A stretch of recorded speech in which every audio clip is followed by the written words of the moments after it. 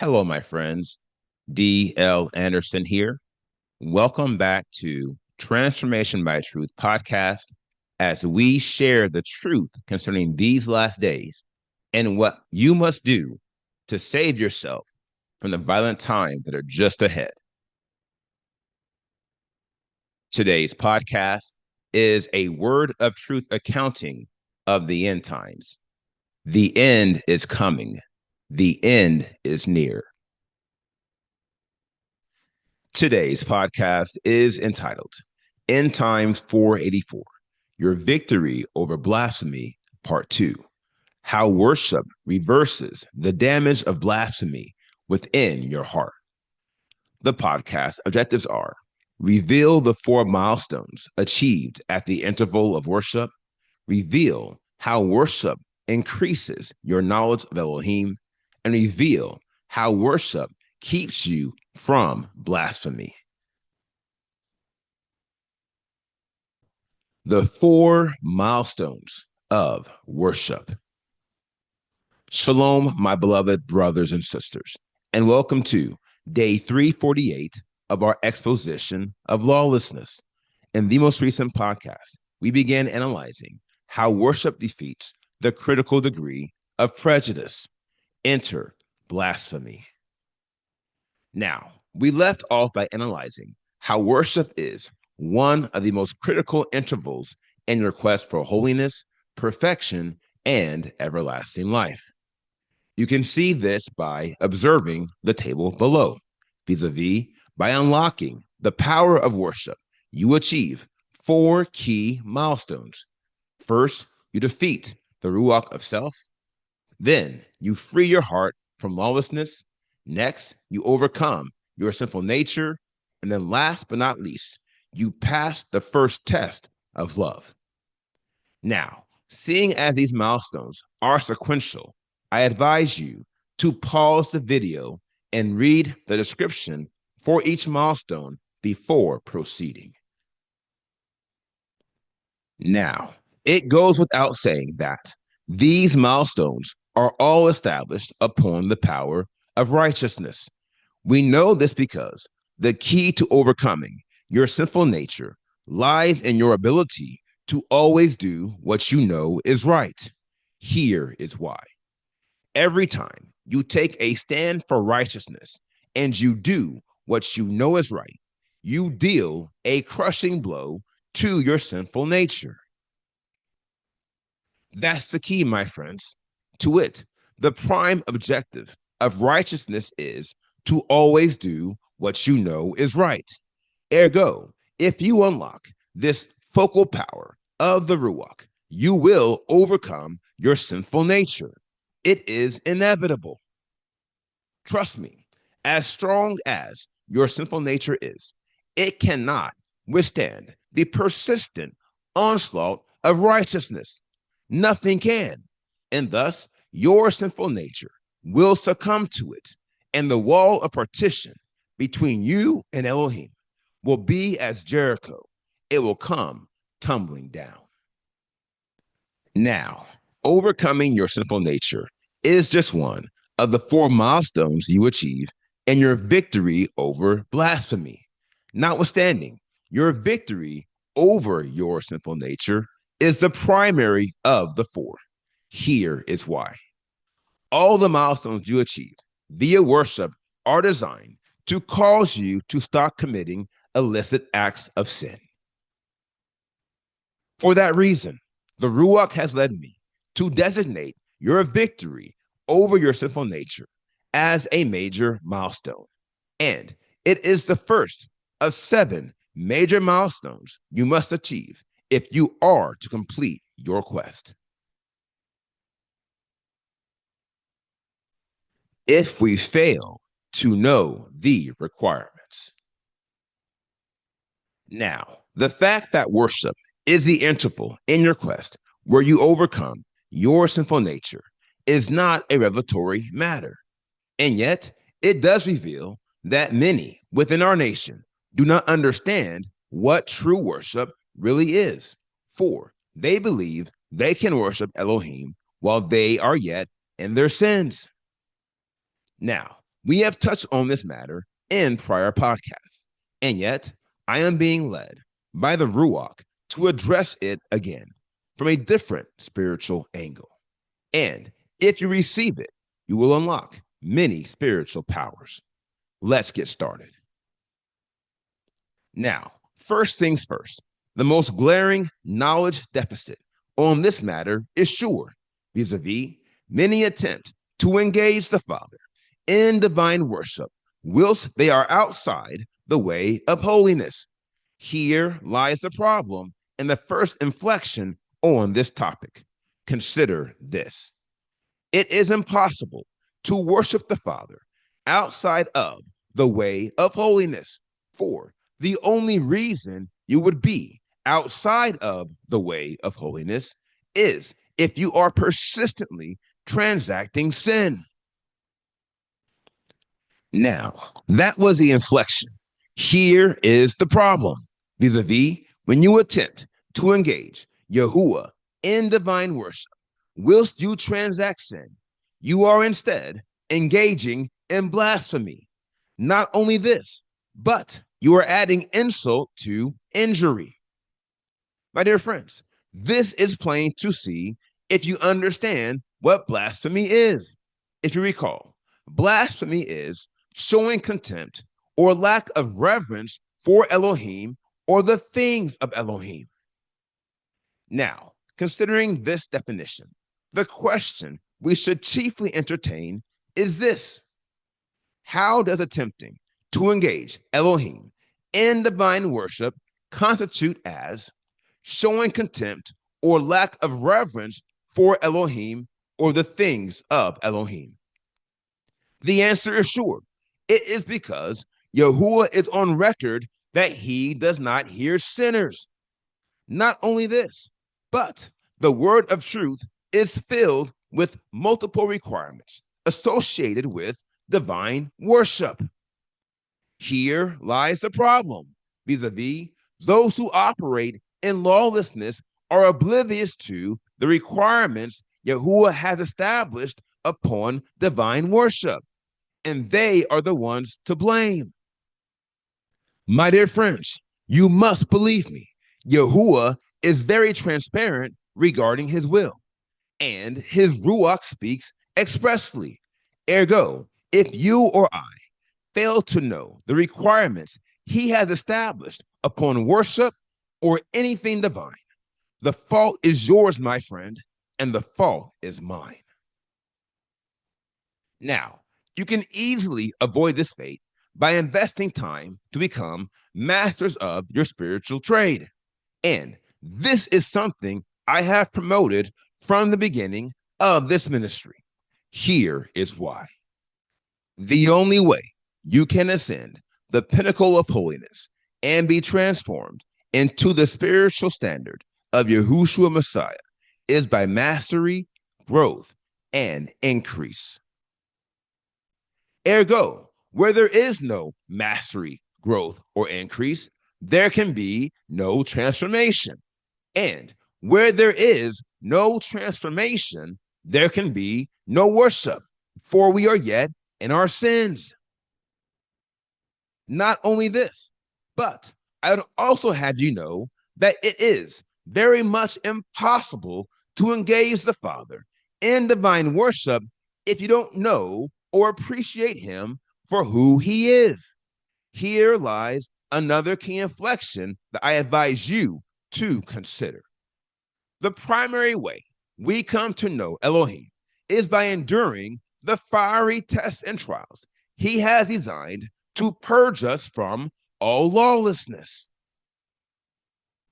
Now, that was the inflection. Here is the problem.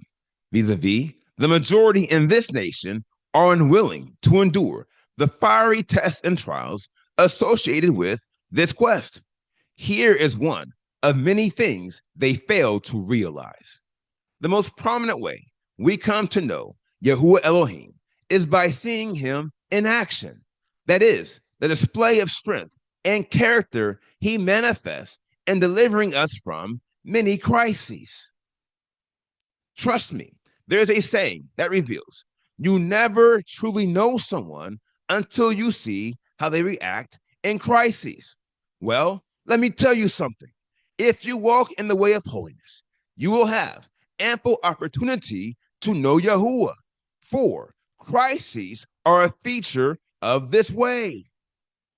Notwithstanding the fact that you will endure many crises in your quest for holiness is not the main thing, and it is not the most important thing. Quite the contrary. What matters most is this: every crisis you endure not only brings you closer to your ultimate goal, but it also increases your knowledge of Elohim. And where there is an increase in knowledge, there's also an increase in trust. A lifestyle that determines everything. Now, the summation of these matters is sure. To wit, your victory over blasphemy is contingent to your victories over the 14 degrees of lawlessness which precede it. Here is why. The transformation process is highlighted by an increase in your trust in Elohim and an increase in your understanding of his will. And the interval of worship is the first major node in the transformation process where this amazing increase is realized. Now, that being said, you must always appreciate how worship is a critical interval in your quest. To it, in addition to the four milestones we analyzed earlier, you should remember how worship is the interval where you obtain a fundamental understanding of Elohim and the things of Elohim. Here again, this is something you will never achieve if you are unwilling to endure the tests and trials he has formed to determine if you truly believe. And yet, if you do succeed, you will make the following discovery, which is the key to your victory over blasphemy. Worship is not a segment of a service. Quite the contrary. Worship is a lifestyle that determines everything you say and everything you do. And this, my friends, is precisely why it is impossible to engage in blasphemy if you have truly unlocked the power of worship. It is because everything you say and or do is driven by the spirit of reverence and your spiritual values. My dear friends, listen to me. When your values reflect Yahuwah's values, it becomes impossible for you to engage in any form of blasphemy. We know this because your values evolve into reverence. And I've told you this before. Ergo, you will value the things that Elohim values, and you will appreciate and respect those matters. And this, my friends, is how worship keeps you from blasphemy. To wit, the elevation of worship to the highest spiritual plane of constancy translates into a lifestyle which allows you to harness all the powers of faith, obedience, virtue, and the fear of Elohim. And when you consistently harness and display the power of these 16 degrees, you will never engage in blasphemy. My dear friends, hear me carefully. As I say, this is the reality of those who truly worship Elohim. Let me tell you something. We are not men and women who have tried to confine divine worship to some man made service. We're not fools who think we can worship the Most High Elohim when we want to or when we feel like it. Quite the contrary. We are men and women who worship Yahuwah all day, every day, in our words and in our deeds. For worship is the primary sign of good fruit and the byproduct of a heart that has been sown with good spiritual seeds. Now, here is the final word. The strain of prejudice is a hallmark of infamy, and thus we should guard our hearts from every form of blasphemy. Brothers and sisters, hear me carefully as I say, there is only one degree of lawlessness standing in between you and the first major milestone in your quest. Enter blasphemy. And if you would receive it, everything I have taught you for the past 12 months is designed to prepare you for this moment, to succeed at this critical juncture. My dear friends, everything you have learned about faith, obedience, virtue, and the fear of Elohim is designed to guard your heart from blasphemy and to prepare you to receive the presence of Elohim. Now, there was a lot of work we had to do to fix our minds and our hearts to get here, but we are now here.